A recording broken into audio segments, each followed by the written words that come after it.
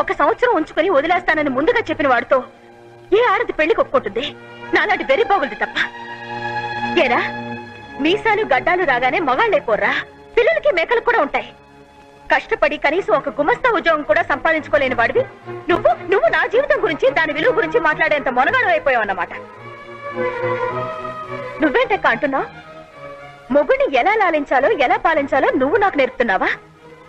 పెళ్ళయి 3 ఏళ్లైనా నేను ఆపరేషన్ చేయించేదాకా మొగుడు మొహం కూడా చూడకుండా పుట్టింట్లో పడి ఏడ్చిందానివి నువ్వు నాకు మొగుడు గురించి, మొలతాడు గురించి చెప్తున్నావు.